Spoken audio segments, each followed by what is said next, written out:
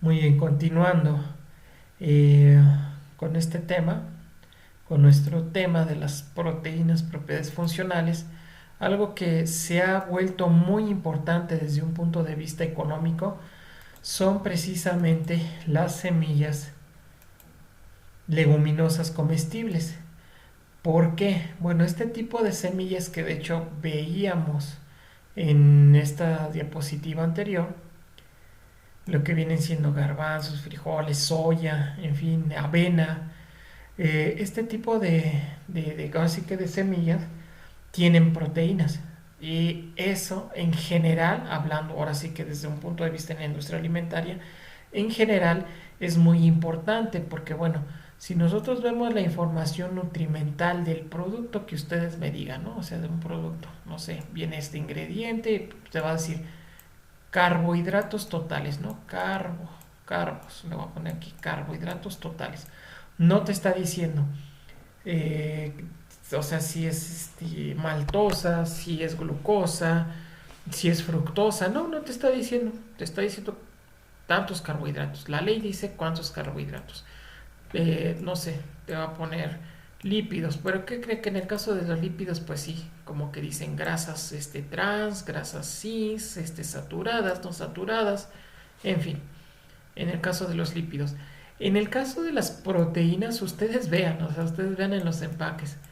En el caso de proteínas, jamás, bueno, hasta el momento, salvo el atún, ¿no? Así que salvo el atún, que fue un caso así bien sonado, y algunos tipos de quesos, pues no se ponen a decirte, este producto tiene proteínas, en todo caso, cuando mucho, pues te pondrán que vegetales o animales, pero cuando mucho, ¿no? O sea, una cosa así como que X. Pero generalmente y tendremos que ver, ¿no? En algunos productos, pues te dice proteínas, pues, no sé, 7% o 10%, ¿sí? Pero no te dice, o más, no sé, X, ¿no? O sea, puede ser X%. Pero no te dice la estructura primaria que tiene esta proteína consiste de tantos aminoácidos de alanina, de isoleucina y de, pues no sé, de triptofano. O sea, no te va a decir, o sea, no te va a decir. O sea, generalmente los productos no te dicen. Entonces, la industria alimentaria está volteando hasta este tipo de productos, las semillas leguminosas comestibles, como fuentes de proteína, ya que tienen un menor costo que de hecho las proteínas de origen animal. Entonces, esto es bien importante, un bajo costo. Entonces, no quiere decir que de repente las proteínas, por ejemplo, las lentejas, que tienen un buen contenido de proteína, pues hagas, o sea, ahora sí que tú vendas lentejas, ¿no? O sea, sopa de lenteja. No, no quiere decir eso.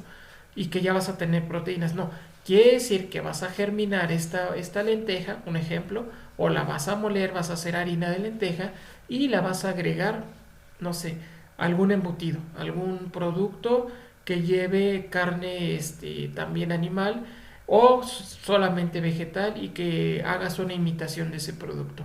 Entonces vas a decir, no sé, este jamón tiene proteínas en tal porcentaje. En realidad, muy pocas veces te dicen que tienes que especificar pues la cadena, sí, o sea, la cadena primaria, secundaria, terciaria y repito, o sea, tú vas a poner imitación de X cosa y de hecho ni siquiera te van a decir de qué va a ser el origen.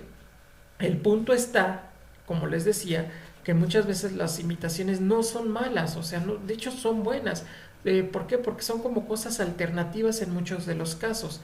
En este sentido, lo que se busca con las proteínas de vegetales, al suplementar algún producto que tradicionalmente es de origen animal, es cumplir con la cuestión proteica, o sea, con el porcentaje que tiene proteínas, eh, que de hecho tengan el mismo sabor, la misma textura, que no haya mucha variación en todo caso y que de hecho pues se abarate el costo, ¿sí? O sea, se abarate. Y en este sentido, pues al ser nosotros mayor población, pues se tienen que buscar alternativas. Y en esas alternativas, pues se está buscando la incorporación de las semillas leguminosas, ya que su contenido, de hecho, viene siendo de un 20 a un 40%, ¿sí? O sea, no sé, a lo mejor una lenteja tiene un 25, la soya tiene un 40, y de hecho, pues va a superar a otros productos que también tienen proteínas como los vegetales y los cereales, que de hecho tienen alrededor de entre 7 y un 14%. Entonces, a la hora de elegir productos alternativos, productos que pueden, este, que pueden de hecho servirte como materia prima para algún producto, eh, lo que se está lo que se está volteando a ver son las semillas leguminosas. Ahora bien, no solamente para la parte esta de los alimentos en humanos, ¿sí? O sea, para el ser humano se está considerando las semillas leguminosas, sino también para lo que son aves de corral y otros animales monogástricos que proporcionan carne para el consumo humano, como pueden ser el cerdo, las cabras, los borregos, en fin, un montón de animalillos, ¿no? Que puede haber. Entonces, este punto es muy importante y cuando se decide a, de hecho, utilizar algún tipo de semilla leguminosa para, de hecho, pues no sé, hacer una imitación de queso, ¿sí? O leche, como puede ser la leche de soya, pues se tiene que considerar muchas cosas, tanto las nutrimentales como las económicas, físicas, químicas y funcionales. Eso es muy importante, es decir, la esencia, ¿no?, de este tema que estamos viendo. Entonces, bueno, vamos a ver otras diapositivas, pero estas están en PDF, que ya son más fáciles para enviárselas. Y tiene que ver con esto que estamos viendo. Vamos a ver primero esto de estas diapositivas y continuamos con las propiedades funcionales. O sea, vamos a continuar con precisamente qué cosa es una propiedad funcional. En este sentido, pues a ver, déjenme buscar aquí cuál es. No tengo para, no tengo ¿cómo se llama? A ver, una herramienta para, ay, es que no, para señalar, no tengo. Bueno, ¿cómo se llama? Pues a resaltar. Propiamente, pues nos preguntamos, ¿qué es una propiedad funcional? Bueno, es una propiedad, es una propiedad físico-química, ¿sí? Que tienen las proteínas. ¿Y de dónde salen las proteínas? Pues salen de los alimentos que tienen proteínas, ¿sí? Bueno, son las propiedades que tienen las proteínas y en general, ahorita estamos viendo proteínas, pero podemos ver carbohidratos. Bueno, y de hecho vamos a ver carbohidratos y vamos a ver lípidos. De hecho, esta es pregunta de examen, o sea, pues se las adelanto, ¿no? ¿Qué es una propiedad funcional? La definición es esta: cualquier propiedad físico-química de los biopolímeros, ¿sí? O sea, biopolímeros, como les digo, pueden ser no solamente proteínas, sino los carbohidratos y los lípidos y, bueno, otros constituyentes que afectan y modifican las características de los alimentos, contribuyendo a su calidad final. Es decir, nuevamente todo lo que hemos dicho, no va a ser lo mismo una proteína que va a tener un huevo y la que va a tener, pues no sé, una semilla, la soya, ¿no? Por ejemplo. Entonces, ¿cuáles, qué propiedades físicas y químicas vamos a estar vamos a estar en interrelación y cómo es que nos van a afectar estas propiedades físicas y químicas? Pues bueno, como vamos a ir desarrollando más adelante, son aquellas que derivan del comportamiento de proteínas en los sistemas alimentarios, es decir, qué tipo de proteína tengo y qué máquinas de hecho voy a utilizar y cuál va a ser mi procesamiento. Esto durante el procesado, el almacenamiento, preparación y consumo. Esta parte no la hemos manejado, chicos. Esta parte, ahora sí que aquí donde estoy señalando, es muy interesante, de hecho es muy importante, la voy a recalcar aquí. Las proteínas no solamente van a afectarte en un proceso, ¿sí? En una etapa. O sea, las proteínas desde que están en almacén, desde que están ahora sí que en almacenamiento, se tienen que manejar de un cierto modo y se tienen que tener en cuenta ciertas características para almacenar.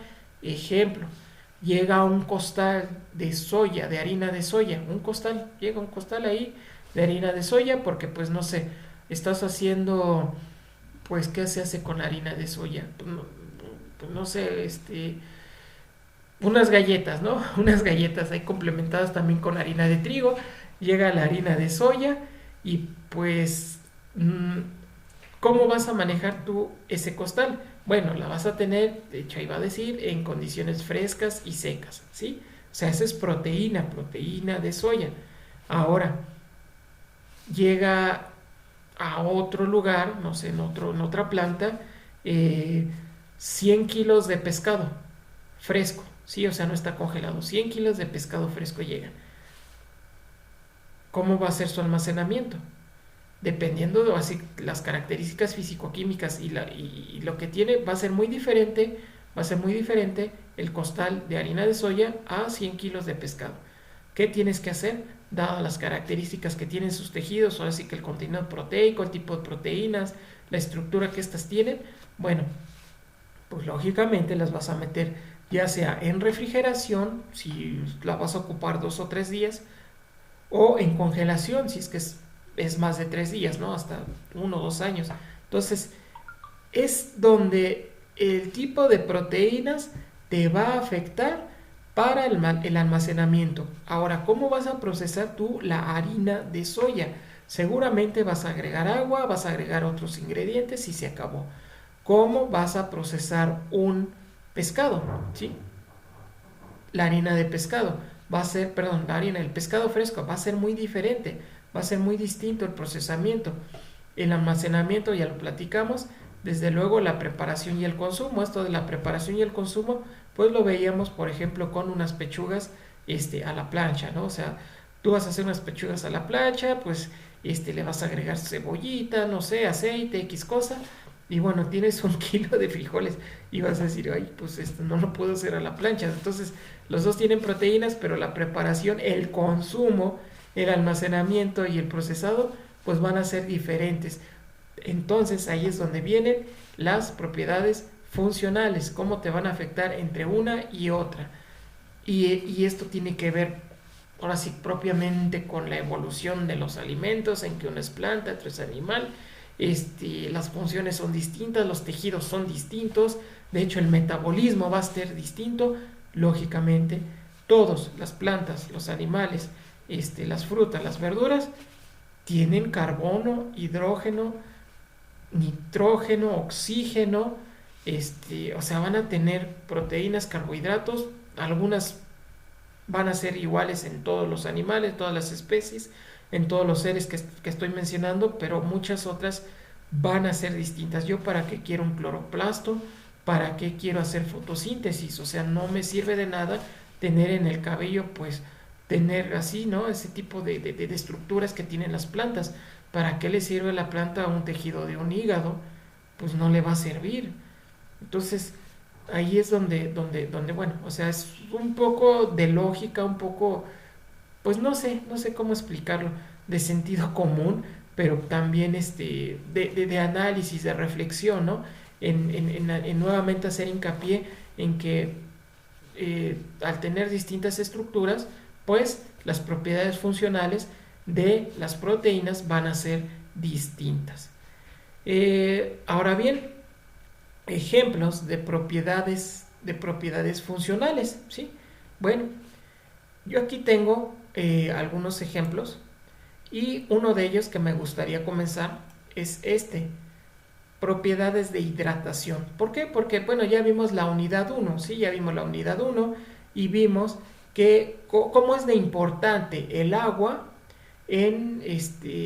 ahora sí que en los alimentos, ¿sí? Porque cómo es importante, pero bueno, una propiedad funcional de las proteínas tiene que ver mucho con el agua y en este caso es la hidratación. Y tiene que ver con esta interacción proteína-agua. Hay una interacción muy interesante que se da entre el agua y la proteína. Entonces, en este caso, dependiendo la estructura primaria, segunda, terciaria, espera, dependiendo de la estructura primaria, secundaria, terciaria y cuaternaria, va a ser el tipo de interacción entre el agua y la proteína. No va a ser nuevamente lo mismo. ¿Cómo va a interactuar el agua con proteínas hidrofóbicas, no hidrofóbicas, con cadenas, ¿sí? Así que con las cadenas, y esto va a afectar precisamente en estos aspectos: la solubilidad, la viscosidad del alimento, el hinchamiento, o sea que tanto se va a hinchar precisamente este tejido, esta materia prima, las curvas de absorción y desorción van a tener una interacción, ¿sí? O sea, dependiendo del tipo de materia prima que nosotros estemos trabajando, y desde luego si estamos hablando de agua, pues la retención de agua es un punto muy importante. Entonces, nuevamente, la solubilidad, por ejemplo, de la clara de huevo es muy distinta a la solubilidad que va a tener, por ejemplo, la leche en polvo o la leche misma, o sea, la leche misma de vaca. O sea, ustedes ponen agua, un vaso con 100 mililitros cada uno,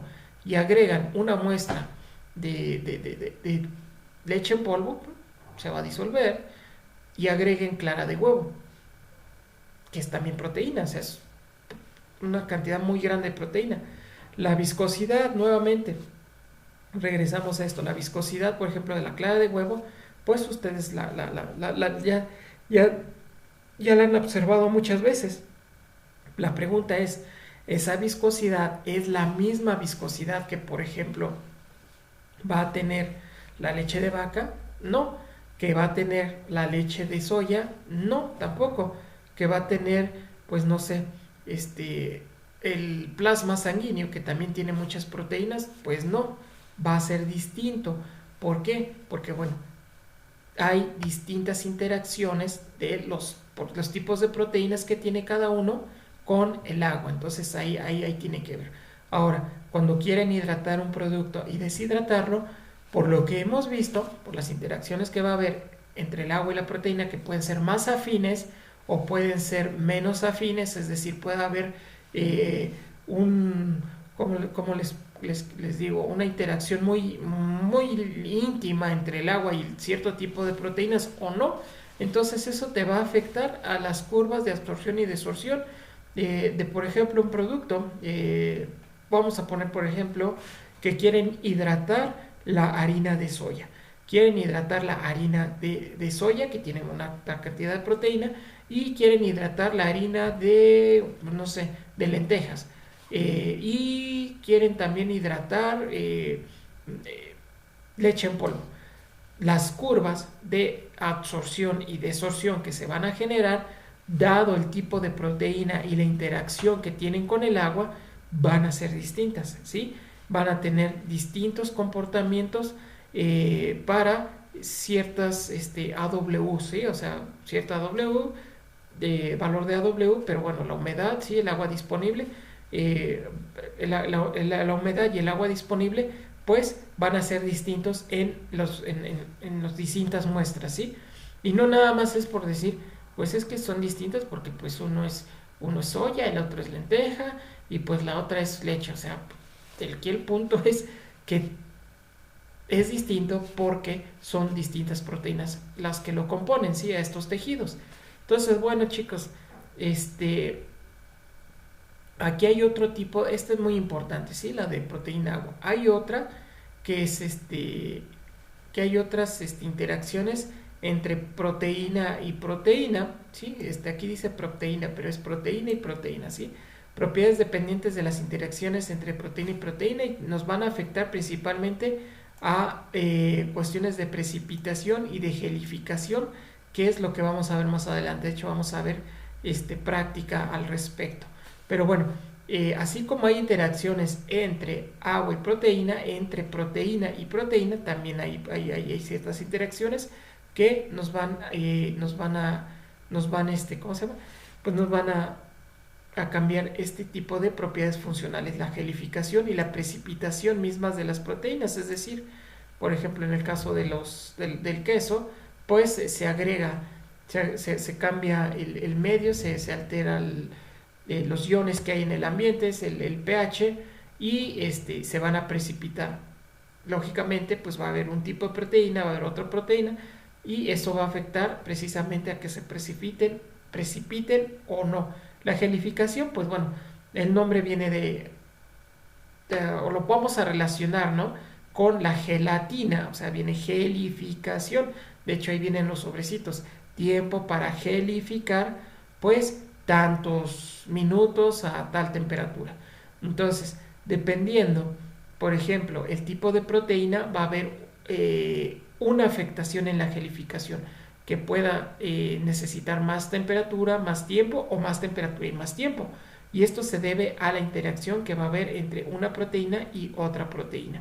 Y desde luego, pues la fuente, ¿no? La fuente de la que vamos a obtener precisamente el material para gelificar.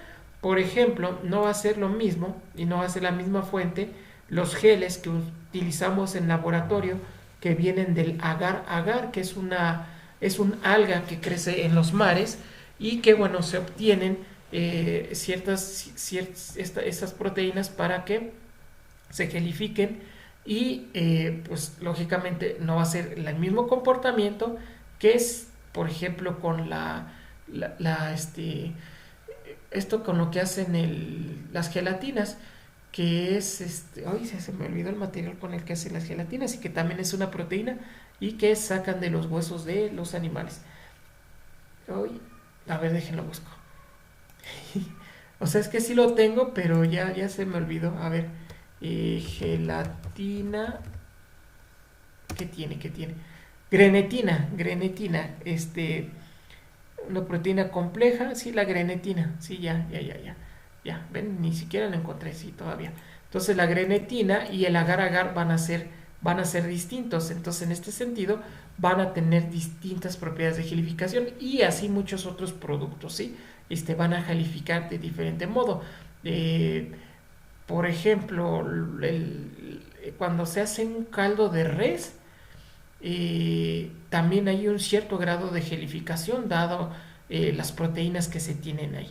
Bueno, otro tipo de propiedad funcional son estas que se llaman propiedades de superficie.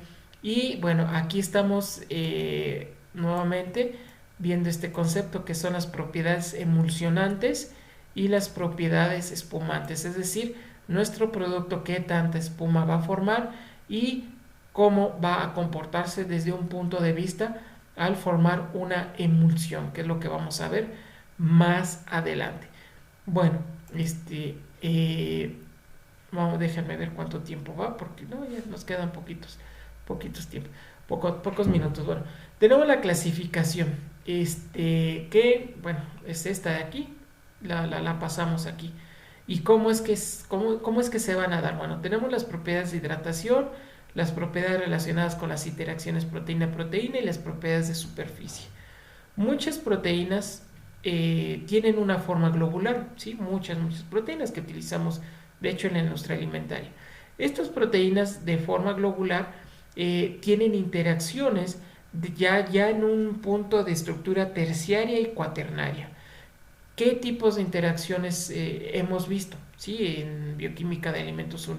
Bueno, hemos visto que, por ejemplo, está nuestra cadena, está la estructura primaria, la secundaria, y en la estructura terciaria, por ejemplo, de una proteína globular, se van a dar interacciones dado a los enlaces entre azufre de un aminoácido y otro.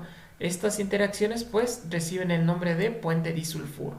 También tenemos puentes eléctricos. ¿En qué sentido? En que hay aminoácidos con una carga positiva, como podemos observar aquí, y unas con carga negativa. Entonces, como sabemos, lo positivo atrae a lo negativo. Entonces, se va a formar aquí una interacción que va a ser de tipo eléctrica, y esta interacción se va a llamar puente eléctrico. también van a haber interacciones hidrofóbicas y bueno, pues yo creo que aquí ya vamos a relacionar, ¿no? Por ejemplo, las propiedades de hidratación con esta, interacciones hidrofóbicas. Si tu proteína tiene aminoácidos con estructura aromática, como los podemos observar aquí, pues va a repeler al agua. Sin embargo, si tiene, por ejemplo, este tipo de estructuras, este aminoácido, o sea, si tiene muchos aminoácidos de este tipo, recuerden que, bueno, las proteínas, ¿cuántas cadenas pueden tener de aminoácidos? Miles, o sea, pueden haber miles de cadenas de aminoácidos. O sea, una proteína puede tener 1000 aminoácidos, una cantidad muy grande. Entonces, esto simple y sencillamente es una representación. Va a haber proteínas que tengan muchos puentes eléctricos, entonces va a afectar y va a ser, digamos, de una naturaleza más polar y va a tener más interacción con el agua. Sin embargo, van a haber proteínas que tengan muchos de estos tipos de compuestos aromáticos y pues su hidratación sí va a ser más difícil en agua. En otros componentes pues a lo mejor no.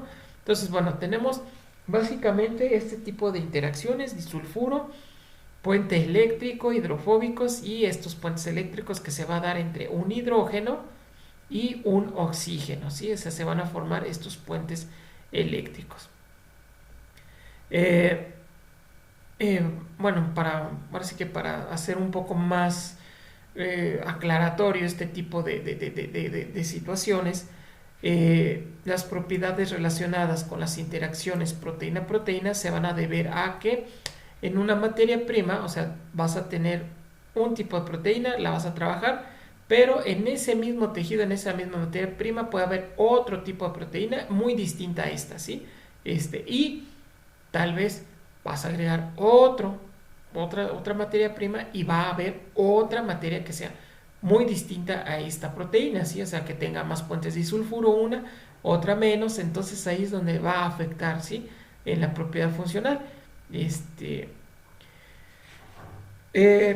Ya en la industria alimentaria, y ya, ahora sí que para entrar más en tema de lo que estamos viendo, porque pues realmente tampoco es así como que muy fácil, ¿sí? Tenemos que entender muchas bases, muchos conceptos, recordar algunos que ya hemos visto. Y bueno, las funciones de las proteínas en los alimentos son las siguientes.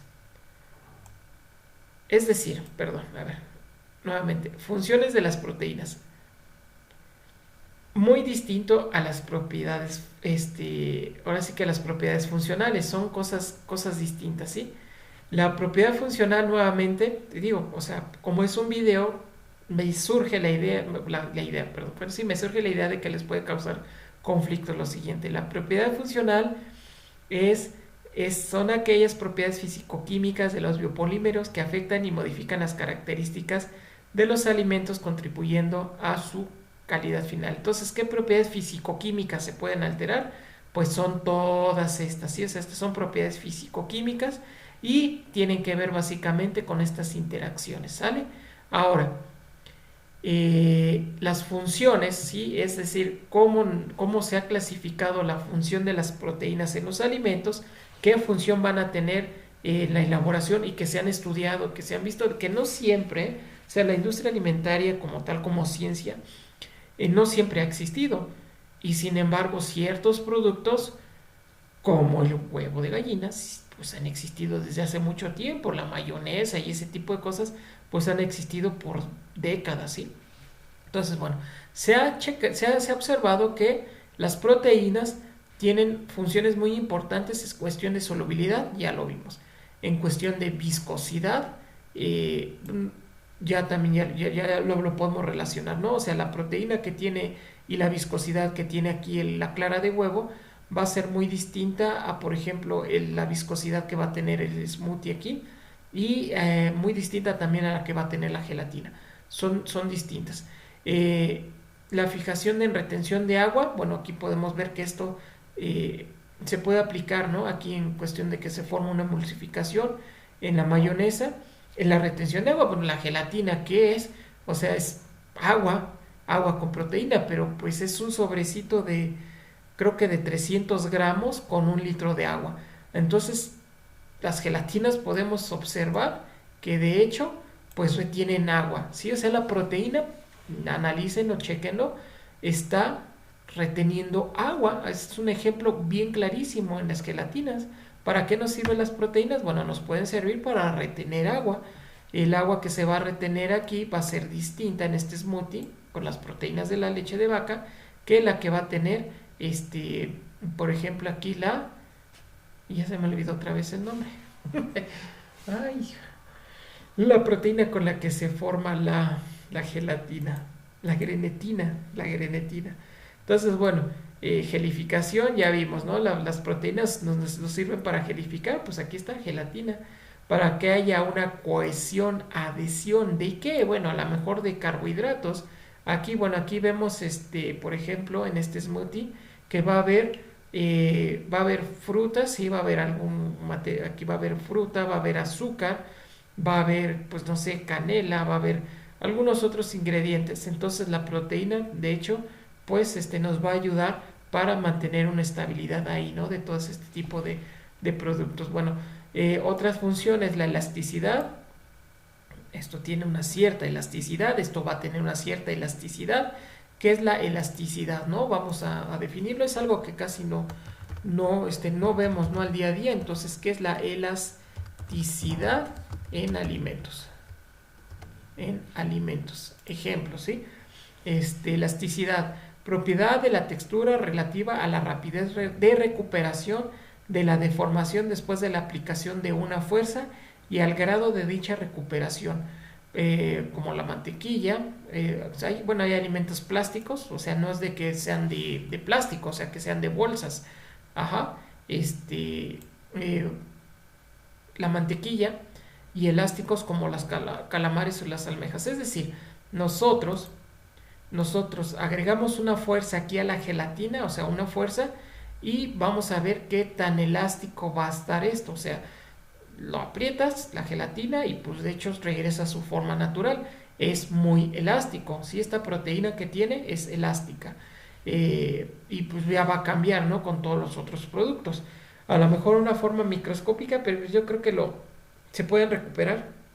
Pero yo creo que uno de los ejemplos más claros de la proteína en cuestión de elasticidad, pues es la gelatina. Esto lo vamos a ver más adelante, la formación de emulsiones, la formación de espumas. De hecho, este smoothie y bueno, esta crema batida que está aquí, pues es de un cierto tipo de proteínas. Este smoothie va a tener cierto tipo de proteínas y no cualquier, como les quiero decir, no cualquier proteína va a formar una espuma y no cualquier biomolécula, llámese, pues no sé, a lo mejor un pigmento va a formar una espuma. ¿Qué otros tenemos? No cualquier lípido te va a formar una espuma, no cualquier carbohidrato. De hecho, los carbohidratos no te van a formar. Es muy complicado que te forme una espuma. Entonces, lo que sí te forma espuma son las proteínas. Entonces, en los alimentos, la formación de espumas principalmente, aunque se pudiera, ¿sí?, con otros tipos de biomoléculas, principalmente en la industria alimentaria, un 99%, cuando se forma una espuma, ¿sí?, esos heladitos así que salen así como bien ricos ahí de las máquinas estas que están en el McDonald's, en esas cadenas comerciales, pues van a ser de una proteína de origen animal principalmente, ¿no? Y son proteínas.